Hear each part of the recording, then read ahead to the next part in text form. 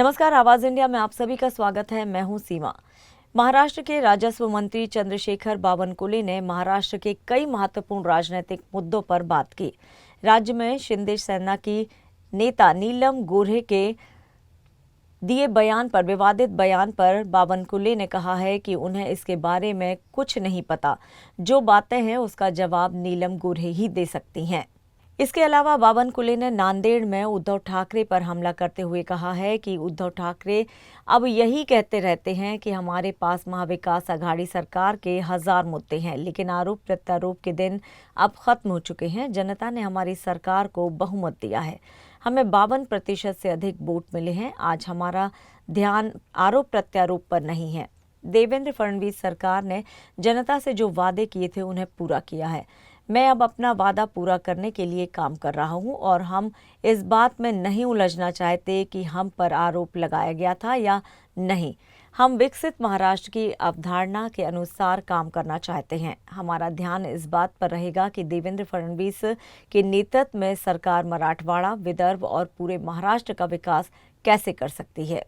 इस दौरान बावनकुले ने यह भी कहा कि राजस्व आयुक्त का एक कार्यालय नांदेड़ में होना चाहिए। बावनकुले ने इस बाबत आगे बोलते हुए कहा कि कुछ बिंदु पर विरोध होगा। हम लातूर के प्रतिनिधियों के साथ चर्चा जरूर करेंगे।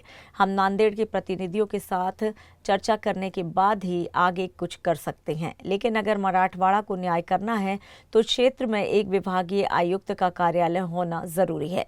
जहां संभाजी नगर में एक विभागीय आयुक्त का कार्यालय है, वहां 8 जिला कार्यालय हैं।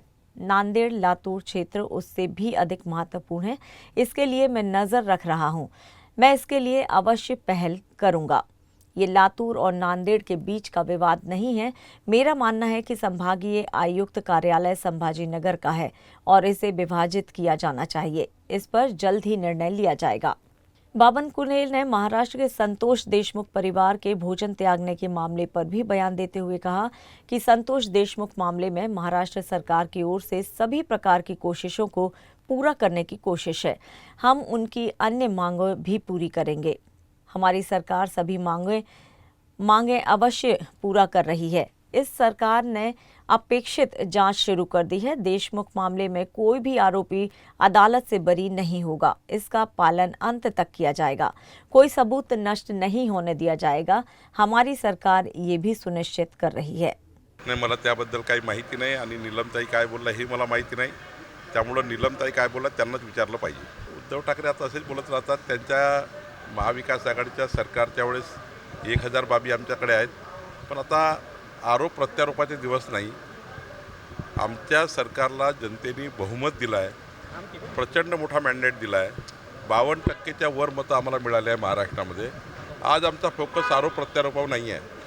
आज माननीय देवेंद्र फडणवीसचं सरकार हे आम्ही जे वचनं लोकांना दिले आहे ते वचन पूर्ती करता आम्ही आता काम करतो आहे। आता आम्हाला आरोप कोणी केला आणि कोणी प्रत्यारोप केला पडायचं नाही आहे। आम्हाला विकसित महाराष्ट्राचा संकल्पाला काम करायचं आहे। माननीय देवेंद्र यांच्या नेतृत्वातलं सरकार मराठवाडा, विदर्भ, संपूर्ण महाराष्ट्राचा विकास कसं करेल याकरता आमचा फोकस आहे। महसूल आयुक्त कार्यालय नांदेडवर अशी चर्चा सुरू झाल्यानंतर लातूरमध्ये विरोध सुरू झालेला नाही, एखाद्या वेळी विरोध होईल, पण आम्ही चर्चा करू। लातूरच्या आमच्या सर्व लोकप्रतिनिधी चर्चा करू, नांदेडच्या लोकप्रतिनिधी चर्चा करू। पण मराठवाड्याला न्याय द्यायचा असेल तर एक विभागीय आयुक्त कार्यालय या भागात असलं पाहिजे। शेवटी संभाजीनगरला विभागीय आयुक्त कार्यालय 8 जिल्ह्याचं असणे त्यापेक्षा नांदेड लातूर हा भाग महत्त्वाचा आहे आणि आम्ही लोकप्रतिनिधी बसून मार्ग काढू आणि माननीय मुख्यमंत्र्यांची बैठक होईल। पण एक विभागीय आयुक्त कार्यालय मात्र या जिल्ह्यामध्ये झालं पाहिजे, म्हणजे या 4 जिल्ह्याला न्याय मिळाला पाहिजे याकरता माझं लक्ष आहे आणि त्याकरता मी पुढाकार घेणार आहे। प्राधान्य कोणत्या जिल्ह्याला असणार? आज तर सांगता येणार नाही ना। आज मला सर्व लोकप्रतिनिधीशी बसावं लागेल, माननीय मुख्यमंत्र्यांशी बोलावं लागेल, सरकार म्हणून निर्णय घ्यावा लागतो। त्यामुळे सरकार म्हणून जेव्हा निर्णय घेतो तेव्हा सर्वच जनप्रतिनिधी भौगोलिक परिस्थिती काय आहे, भौगोलिक सेंटर काय होईल, कुठल्या भागात आपण जास्त सेवा देऊ शकू, कुठल्या भागातून जास्त लक्ष केंद्रित होईल, या सर्व बाबीचा विचार केला पाहिजे।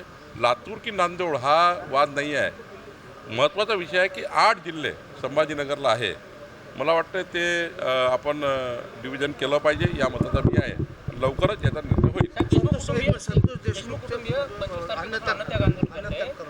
नाही, मला वाटतं की संतोष देशमुखच्या हत्ये प्रकरणामध्ये महाराष्ट्र सरकारने ज्या ज्या बाबी पाहिजे त्या बाबी सर्व करण्याचा प्रयत्न केला आहे. काही अजून त्यांची मागणी असेल परिवाराची तीही पूर्ण करू.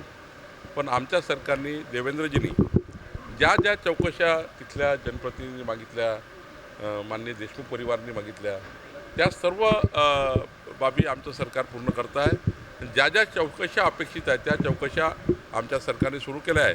आणि मला विश्वास आहे की संतोष देशमुख यांच्या हत्येचा जे आरोपी आहेत, कुठलाही आरोपी हा कोर्टातून सुटणार नाही.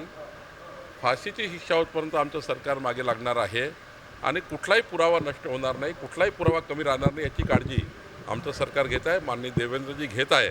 त्यामुळं मला असं वाटतं जास्त फोकस आमचा हा आहे की कोणताही मारेकरी सुटू नये, तो फाशीबद्दल गेला पाहिजे याकरता आम्ही काम करतो आहे. साहेब, तुम्ही म्हणले होते की जे विधानसभेत बंडखोरी केली आहे त्याला मी पक्षात घेणार नाही. आता मात्र तुम्ही बंडखोरांना देखील पक्षात प्रवेश घेतला. यावर प्रताप पाटलांनी टीका केलेली आहे. आणि असं आहे की काही लोकांना पक्षामध्ये जरी आम्ही कमी केलं असेल तरी कालांतराने एक चर्चा होतं की त्यांना काही महत्त्वाचे पदं न येता त्यांना काही विकासाच्या कामामध्ये आमच्या सरकारच्या माध्यमातून समाजाच्या विकासाकरता काही योजना करायच्या आहेत. त्यांनी इच्छा व्यक्त केली आहे. आता इच्छा व्यक्त केल्यावर एखाद्या कार्यकर्त्याला संधी दिली जातं, पण आम्ही कुठलाही पदाधिकारी त्यांना केलं नाही आहे. जनतेच्या समस्या सोडण्याकरता, विकास कामाकरता काही लोकांनी इच्छा व्यक्त केली, त्यावर आम्ही निर्णय करतो आहे.